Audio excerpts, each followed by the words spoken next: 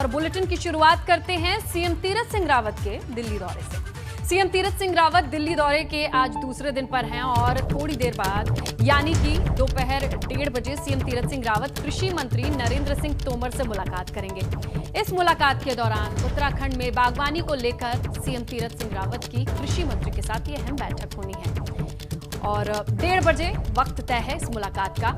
केंद्रीय कृषि मंत्री नरेंद्र तोमर के साथ कृषि भवन में यह मुलाकात होनी है। प्रदेश की बागवानी को लेकर पीएम के द्वारा चलाई जा रही योजनाओं पर अब चर्चा होगी कि उसे उत्तराखंड के विकास के लिए कैसे जोड़ा जा सकता है और किस तरीके से और ज्यादा लोगों तक मदद पहुंचाई जा सकती है। ये तमाम बातचीत होगी 1:30 बजे की इस मुलाकात में जो कृषि भवन में होनी है।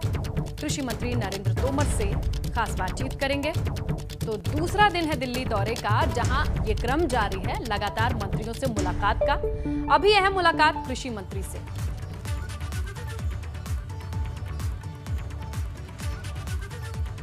बात करते हैं बड़ी खबर की। उत्तराखंड में खेल को बढ़ावा देने के लिए राज्य सरकार की बड़ी तैयारी सामने आ रही है। खेलो इंडिया योजना के तहत उत्तराखंड में जल्द ही सेंट्रल स्टेट और स्पोर्ट्स साइंस सेंटर बनेंगे। देहरादून के स्पोर्ट्स कॉलेज में स्पोर्ट्स साइंस सेंटर का निर्माण किया जाएगा। सीएम तीरथ सिंह रावत की दिल्ली दौरे के दौरान जब खेल मंत्री से मुलाकात हुई, किरण रिजिजू से मुलाकात हुई, तब ये फैसला लिया गया। हर जिले में एक स्मॉल सेंटर भी खोलने के लिए तैयारी है। तो तमाम वो युवा जो खेल के क्षेत्र में अपना भविष्य देखना चाहते हैं, अपनी किस्मत आजमाना चाहते हैं, उनके लिए ये बेहद अहम खबर, क्योंकि स्पोर्ट्स साइंस सेंटर खोलने के बाद तमाम लोगों को मौके मिले, खेल को बढ़ावा मिले। तो खेलो इंडिया योजना के तहत ये सेंटर बनाए जाएंगे। चलिए ज्यादा जानकारी के लिए रुक करते हैं अविनाश तिवारी, हमारे सहयोगी जो इस वक्त दिल्ली में मौजूद हैं। अविनाश बताइए, 1:30 बजे की ये मीटिंग भी बेहद इंपॉर्टेंट है और देखा जाए खेल मंत्री के साथ मुलाकात हुई खेलो योजना के तहत, तो उम्मीद किया जा सकता है कि आज शाम तक जैसे जैसे मुलाकात होगी योजनाओं को लेकर उत्तराखंड के लिए खबरें आती रहेंगी। बिल्कुल, इसमें अगर बात करें तो जब से मुख्यमंत्री तीरथ सिंह रावत बने हैं और पिछले ही हफ्ते उन्होंने दिल्ली का दौरा किया था, जिसमें कई सारे केंद्रीय मंत्रियों के साथ मुलाकात की थी।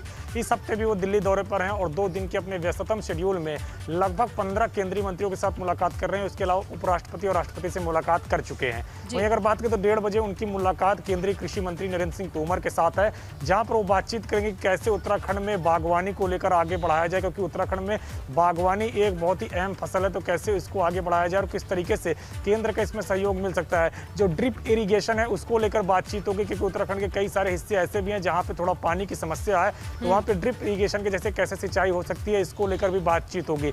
वहीं अगर बात करें तो फिर इसके बाद 4 बजे करीब वो रेल मंत्री पीयूष गोयल से बातचीत करेंगे, जहां पे अगर बात करें तो जो कर्णप्रयाग ऋषिकेश रेलवे लाइन है इसको लेकर बातचीत होगी।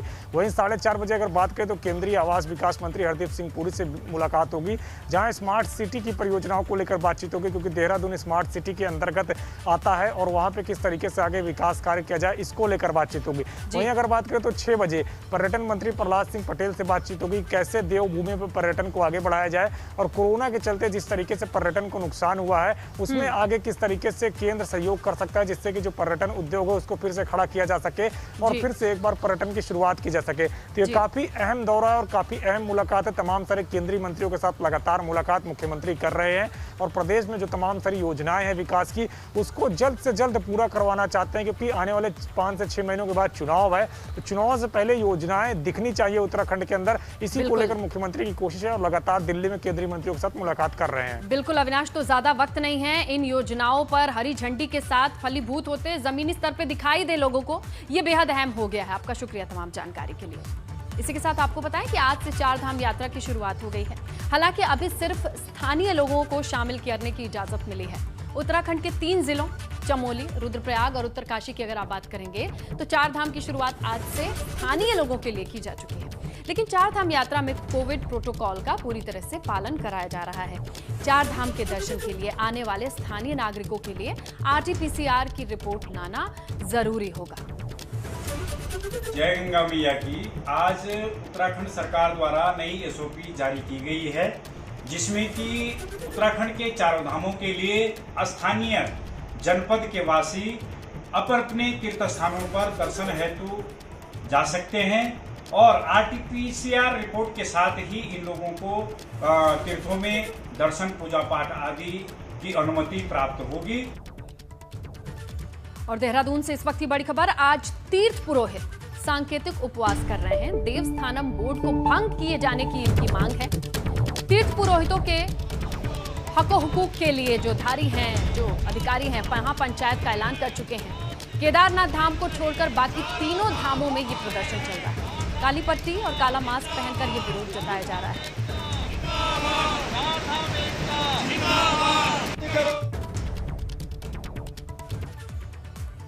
उत्तराखंड के मंत्री गणेश जोशी ने एबीपी गंगा से खास बातचीत की। उन्होंने बताया कि देवस्थानम बोर्ड को लेकर सीएम ने रिव्यू की बात कही है और जो भी फैसला होगा वो सबकी सहमति से होगा। वहीं गणेश जोशी ने कोरोना के साथ कई अहम मसलों पर भी अपनी राय रखी है। आप भी देखिए। उत्तराखंड के सैन्य विभाग के मंत्री गणेश जोशी दिल्ली दौरे पे हमारे साथ बातचीत के लिए मौजूद हैं। सर, लगातार आप भी दिल्ली दौरे पे आके बातचीत कर रहे हैं। तमाम सारे केंद्रीय मंत्रियों से कल आपकी मुलाकात हुई, क्या विकास परियोजनाओं को लेकर बातचीत हुई है? देखिए, कल मैं माननीय नितिन गडकरी से मिला था।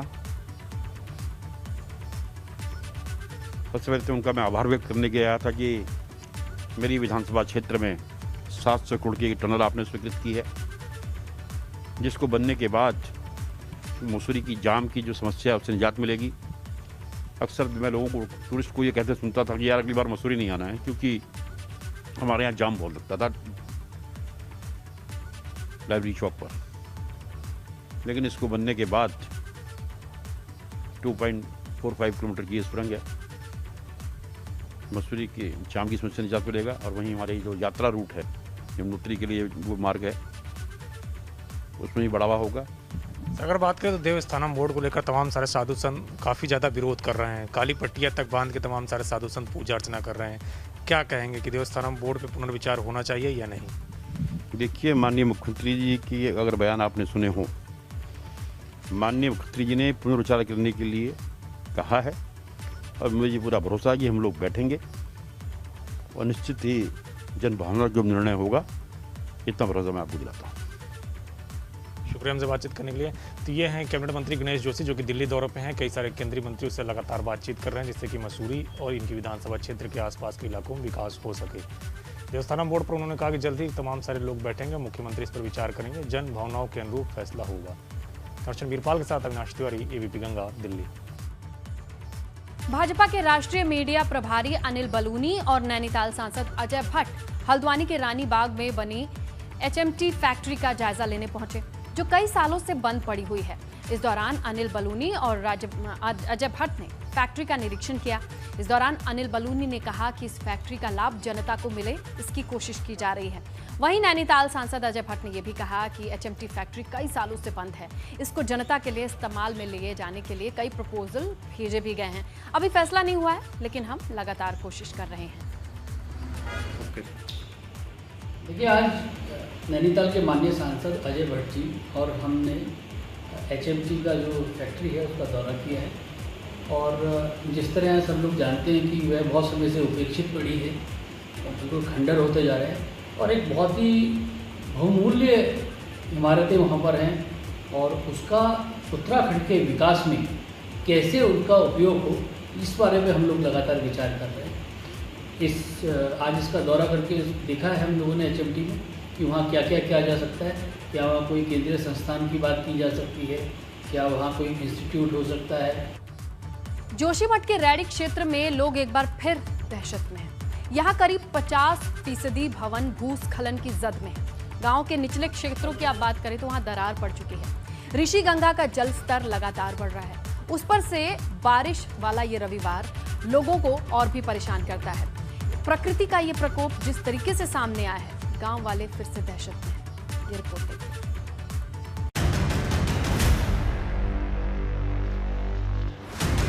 ये एक बार फिर प्रकृति का प्रहार है।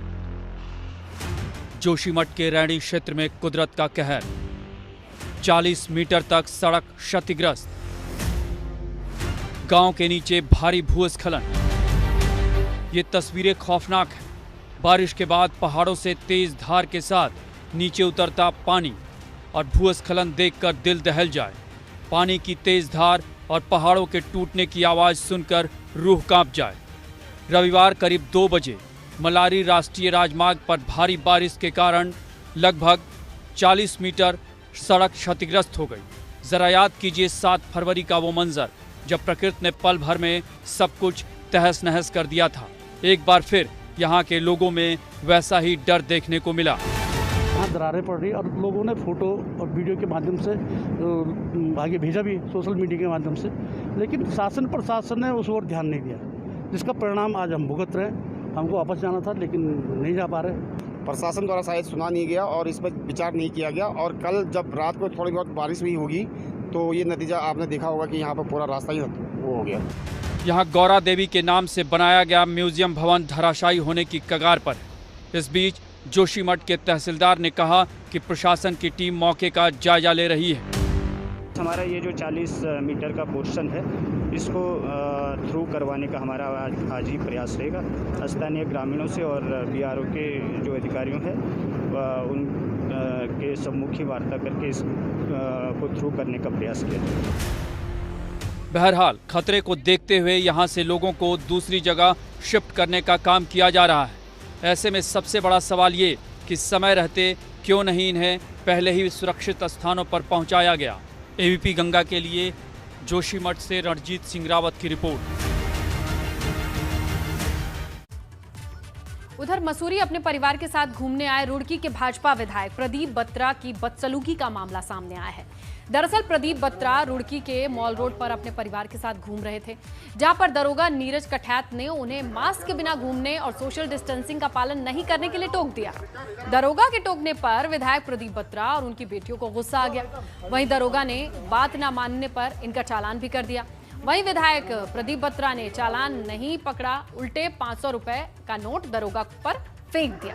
इस दौरान विधायक प्रदीप बत्रा का बेटा भी दरोगा से उलझने की कोशिश में लग गया, जिसे प्रदीप बत्रा ने वापस खींच लिया। दरोगा ने कहा कि वो चालान होटल में भेज दें।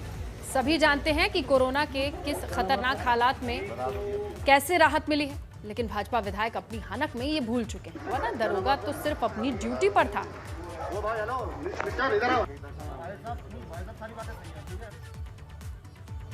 पूर्व सीएम त्रिवेंद्र सिंह रावत ने बयान दिया कि कोरोना वैक्सीन लगवाने को लेकर मुस्लिम समाज में जागरूकता की कमी है।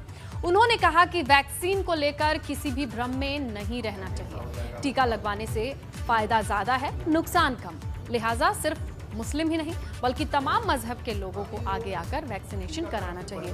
दरअसल पूर्व मुख्यमंत्री त्रिवेंद्र सिंह रावत यहां ऋषिकेश में आयोजित रक्तदान शिविर में पहुंचे थे।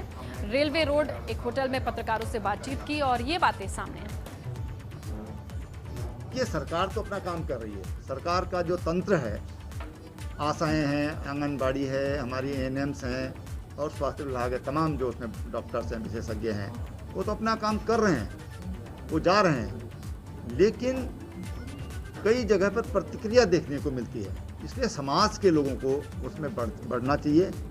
हम लोगों को, जिन लोगों के दिमाग में इस तरह के वहम हैं कि इस तरह के रिएक्शन हो सकते हैं, दूसरे तरह के कोई नुकसान हो सकते हैं, तो उनको बताना चाहिए कि भाई इससे कोई नुकसान नहीं है। अगर आप नहीं लगाएंगे तब बड़ा नुकसान हो सकता है। राजस्थान कांग्रेस के पूर्व अध्यक्ष और डिप्टी सीएम सचिन पायलट रुड़की पहुंचे। सचिन पायलट रुड़की के मंगलौर इलाके में मौजूद कांग्रेस के विधायक और राष्ट्रीय सचिव काजी निजामुद्दीन के घर गए। विधायक काजी निजामुद्दीन की माता का निधन हुआ था। शोक प्रकट करने के लिए सचिन पायलट यहां पहुंचे। आने के दौरान पुलिस सुरक्षा भी कड़ी कर दी गई थी, व्यवस्थाएं चाक चौबंद थी।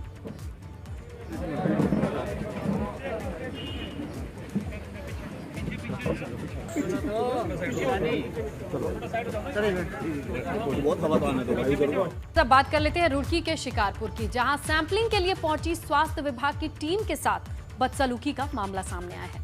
दरअसल सैंपलिंग टीम जब शिकारपुर गांव पहुंची तो टीम ने एक एक बचे हुए लोगों की सैंपलिंग शुरू की, लेकिन इस दौरान गांव के लोग इकट्ठा हो गए और टीम के साथ बदसलूकी करने लगे। टीम का आरोप है कि वो कोविड पॉजिटिव पाए गए लोगों के परिजनों का सैंपल लेने के लिए पहुंची थी, लेकिन इसी बीच ग्रामीणों ने टीम के लोगों का घेराव किया, उन्हें गांव से भागने पर मजबूर कर दिया। शिकारपुर में एक सैंपलिंग की गई थी, कोविड के केस कंटिन्यू हुए वहाँ पर, तो उसमें टोटल 500 लोगों का सैंपलिंग किया गया था, जिसमें से कि 34 केसेस पॉजिटिव आए हैं। तो उसी के रिगार्डिंग वहाँ पर कंटेनमेंट जोन फ्रेम किया गया है और हेल्प डेस्क इत्यादि बनाया गया है, ताकि लोगों को जो बेसिक उनकी नीड्स की जो चीज़ें हैं वहीं पर सप्लाई की जा सके। बट लोगों का यही कहना था कि हमारी रिपोर्ट्स गलत तरीके से दिखाई जा रही है, जबकि हमें कोई परेशानी नहीं है और अनावश्यक रूप से हम लोगों पर सैंपलिंग का प्रेशर बनवाया जा रहा है। अब आपको ये भी बताते हैं कि रुड़की के शिकारपुर गांव में सैंपलिंग क्यों की जा रही है। दरअसल रुड़की के शिकारपुर गांव की बात करें तो पिछले 4 दिन में 34 लोग कोरोना पॉजिटिव पाए गए, जिसके बाद प्रशासन स्वास्थ्य महकमे में हड़कंप है। ये भी जान लीजिए कि गांव में अभी तक 500 ग्रामीणों की कोरोना सैंपलिंग कराई गई, जिसमें 350 लोगों की रिपोर्ट आई और इनमें 34 लोग पॉजिटिव हैं, जबकि 150 लोगों की रिपोर्ट आनी अभी बाकी है। वहीं बढ़ते कोरोना मामलों को देखते हुए शिकारपुर गांव को कंटेनमेंट जोन बनाया गया है। एक हेल्प डेस्क भी गांव के लिए है, ताकि लोग किसी तरीके की परेशानी का सामना करें तो वहां जा सकें। बावजूद इसके लोग बेहद नाराज हैं, सैंपलिंग टीम के साथ बदसलूकी कर रहे हैं। आगे बढ़ते हैं, अगली खबर का रुख करते हैं। देहरादून में कोरोना कर्फ्यू के साथ आज से मिठाई की दुकानें भी खोली गई हैं। पिछले 1.5 महीने से बंद मिठाई की दुकानों को अब हफ्ते में 5 दिन खोला जा सकेगा। पिछले लंबे समय से दुकानदार सरकार से मिठाई की दुकानों को खोलने के लिए गुहार लगा रहे थे। हालांकि अभी दुकानों पर ग्राहकों की संख्या नाममात्र है। इसके साथ ही दुकानदार ग्राहकों के आने का इंतजार भी कर रहे हैं। मिठाई की दुकानों पर कोरोना के नियमों का पालन कराना होगा। ग्राहकों को आने की परमिशन इसी के साथ दी गई है। माहौल तो काफ़ी यहाँ पे वैसे उत्तराखंड में काफ़ी डाउन हो गया कोरोना का। वो कस्टमर भी आ ही रहे हैं धीरे धीरे, जैसे उन्हें लग रहा है कि दुकान खुली है तो कस्टमर भी आ रहे हैं धीरे धीरे। हमारे जितने भी लोग हैं इनके सबके वैक्सीन लगी हुई है और हमारा ये गार्ड लगे हैं, पूरा चेक होता है, ग्लव्स सब कुछ पूरा वो इतना ही है।